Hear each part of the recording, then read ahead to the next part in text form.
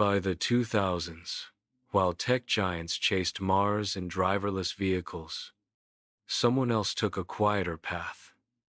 Medicine became his terrain. This figure did not care about apps or launches. He aimed deeper, to reshape how we generate understanding. Meet Patrick Soon-Shiong, a mind bent on assembling a vast system fueled by artificial intelligence and oceans of information. His goal? Not just healing illness, yet transforming the way discovery unfolds in labs and clinics alike. Back in 1952, under the skies of Port Elizabeth, a boy named Soon-Shiong entered the world. His family rooted in China, but forced to leave behind what they knew. Life unfolded amid movement, survival, quiet, strength. Sewing defined home. His dad cut fabric patterns, his mom stitched them with care. Still, young Patrick found himself pulled toward structures, the way parts connect, how wounds close, how thoughts turn into real change. Books on healing drew him to Witwatersrand's medical halls. There, he placed a pancreas inside another human for the first time in that nation's history. Distance called again when America appeared. Not loud, just wide open. And so he stepped into its space, where effort reshapes fate. Midnight hours in Chicago hospital units shaped what came next. Death didn't come from ignorance, he saw clearly. Instead, it arrived because change moved too slow, held back by red tape, scattered records, also drug companies chasing big profits over real healing. A new way started forming in his mind. Care could spot illness before symptoms appear. It might adapt to each person's biology, reaching deep into their cells. A new idea took shape.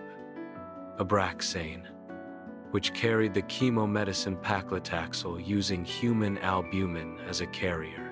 Unlike regular paclitaxel, it skipped harsh solvents known to trigger intense allergies.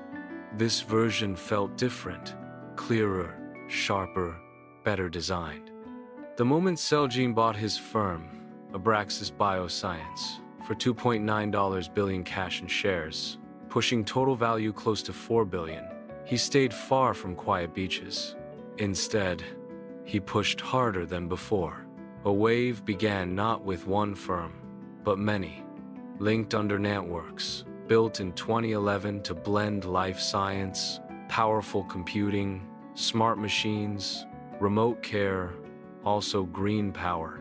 From it grew a cluster of spin-offs, like Nant Health, Nant Quest, Nantomics, Nant Mobile, all moving toward one aim: care that adapts while you live. People would do more than get help. Their inner signals would constantly flow into systems, shaping better cures almost instantly. In this setup, flesh turned into lab and tool at once. What drove Soon-Shiong wasn't mere involvement in research, it was control. Inside a plain-looking structure in Culver City sits a powerful machine, once NASA's tool, now his. Agreements with the U.S. Department of Veterans Affairs drew attention, aiming at decoding cancer DNA across vast groups. At the 2016 launch of the Cancer Moonshot, he appeared next to President Barack Obama, vowing open access through a shared national system. Still, observers began seeing repetition, big claims made, then little movement afterward.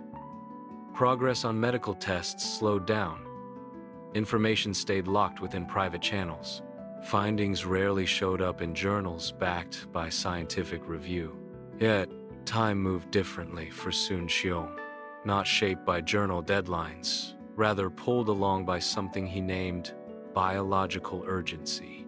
Skipping the usual experts, he turned instead to crowds, speeches at TED, spots on 60 Minutes, big ads in the New York Times. His words leapt with bold images, calling the immune system a top-tier supercomputer, calling cancer a glitch in code.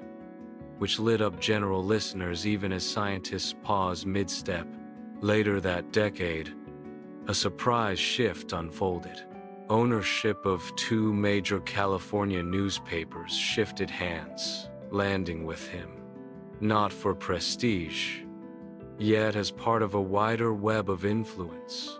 His belief surfaced quietly. Shaping stories helps steer what comes next. Coverage began highlighting projects tied to his companies.